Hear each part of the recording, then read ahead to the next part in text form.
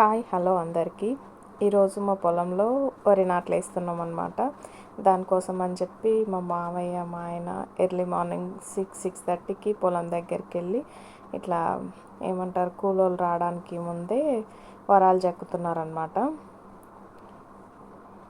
ఇట్లా వరాలు చెక్కి మొత్తం పొలం అంతా నీట్గా వేసి నాటేటప్పుడు ఇట్లా చెత్త అడ్డు రాకుండా అంటే మళ్ళీ నాటేటప్పుడు ట్రాక్టర్తో మళ్ళీ జమ్మి కొట్టిస్తారు. అట్లా జమ్మి కొట్టిస్తుంటే ఒక ఒక మడి నుంచి ఇంకొక మడికి పోతుంటుంది కదా ట్రాక్టరు. అప్పుడు ఈ వరాలన్నీ కొంచెం ట్రాక్టర్ పోయిన ప్లేస్లో పోవడం. ఇంకొకటి ఇన్ని రోజులు కొంచెం పడా ఉన్నందుకు కలిగిన హోల్స్ పెట్టుకుంటాయి కదా, అందుకని చెప్పి ఇట్లా హోల్స్ పెట్టుకోవడం, గడ్డి ఎక్కువ తక్కువ పెరగడం ఇట్లాంటివన్నీ ఉంటాయి కాబట్టి నీట్గా పొలం చూడడానికి నీట్గా ఉంటుంది. మళ్ళీ ఈ రంధ్రాలు అవన్నిటివి క్లోజ్ చేయడానికి అన్నట్టుగా ఈ వరాలు చెప్తారు అని నేను అనుకుంటున్నా. ఇంకా ఒక మడిలో వాటర్ ఎక్కువైనప్పుడు ఇంకో మడికి పోవడానికి ఒక దగ్గర దారి పెడతారు. ఆ దారి దగ్గర శిలబండ పెడతారనమాట. ఆ శిలబండని తొక్కొద్దని కూడా అంటారు.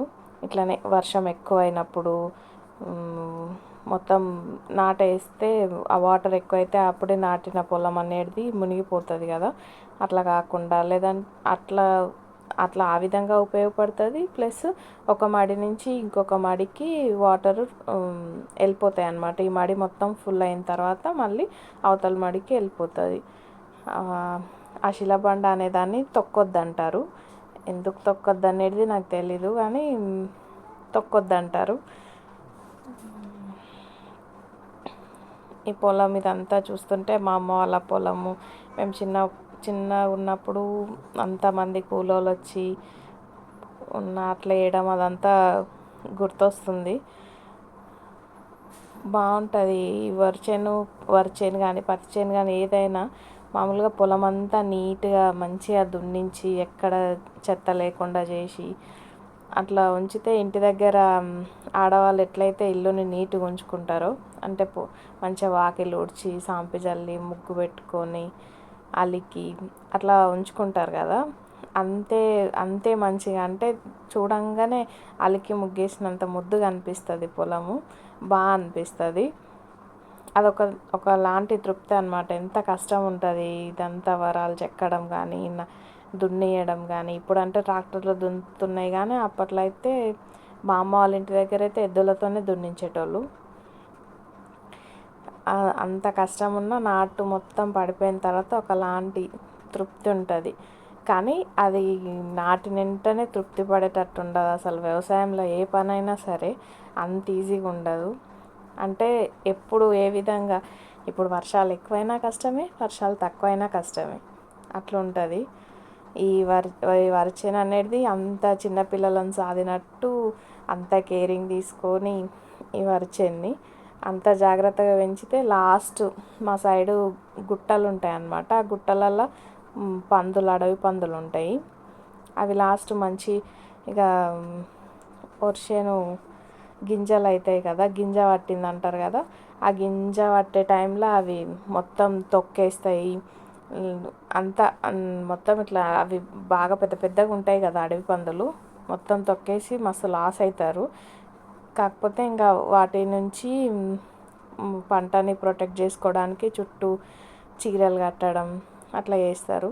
ఇందాక నేను చెప్పిన కదా వరి నాట్ల కోసం అని చెప్పి, ఇప్పుడు వరి లుంగలు మొత్తం ఇవన్నిటివి డిస్ట్రిబ్యూట్ చేస్తున్నారు పొలం అంతా.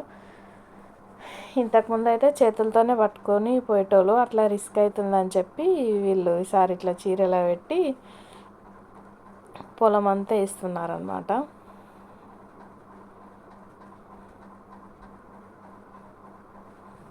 వరి లుంగలు వేస్తుంటే నాకు ఎప్పుడు ఒకటే అనిపిస్తుంది. అంటే నాటేటోళ్ళు ఏమంటారంటే ఎక్కువ ఉంటేనేమో ఎక్కువ ఉందంటారు, తక్కువ ఉంటేనేమో తక్కువ ఉందంటారు, ఎక్కువైతే తీసేయమంటారు, తక్కువైతే మళ్ళీ తీసుకురమ్మంటారు. ఎప్పుడు అదే కన్ఫ్యూజన్ ఉంటుంది. నేను మా పొలంలో నాటేసేటప్పుడు చూసేదాన్ని, వాళ్ళు ఎక్కువైందంటే పిలుస్తూనే ఉంటారు. ఎక్కువ వేసిర్రు అని చెప్పి.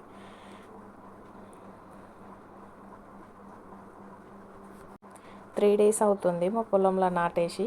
ఇంకా నాటేసే వీడియో అదంతా, నాటేసేది జమ్మి కొట్టే వీడియో నేను ఇందులో యాడ్ చేయలేదు. నెక్స్ట్ వీడియోలో నాటేసే వీడియో యాడ్ చేస్తాను.